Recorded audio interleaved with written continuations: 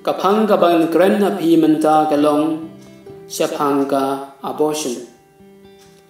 Menta ngan batai tangkat tu kat ni ya ka jingmut ka kantin abortion. Kani ka kantin kadai ka basniu namar ka bale ka kam sniu ka basir khai baha.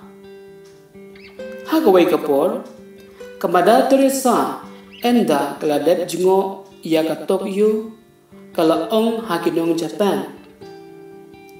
Ngamla bantip lada donne em kibre kibatangan hang ni namar kari jeng pi kalong kabaril spa Henry lada pisya banle abortion pidai kari kepaduk.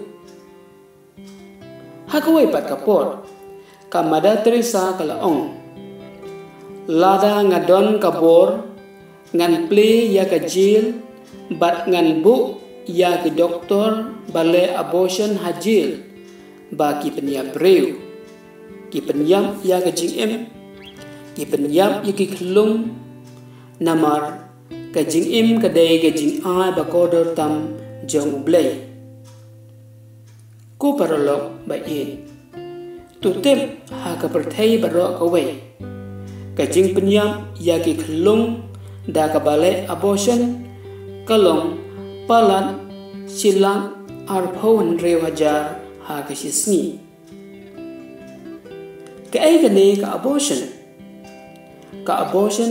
ka dei ka jing penhap khun ne ka jing pendu banam armen ka dei ka jing penyap ya ki klung shua ban kha kam dei tang ban pendu banam armen Henry kadai ke jing penyam ya ka mensim breu ka World Health Organization ka batai ba ka abortion kadai ke jing pendu banam armen shua ba ka fetus kan wan ha ka dul breu bar kan la ban em hi dalade ka kantin abortion ka wan na ka kantin latin but oriri kabamot taking away of human life lane kabapathap jubor ya ka jing embre katkum ka evangelium vitae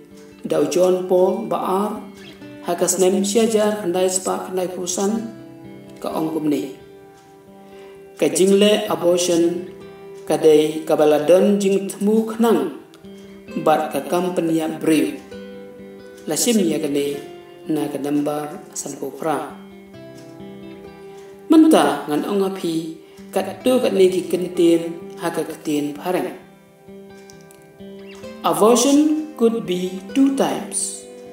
Number 1, spontaneous, and number 2, induced.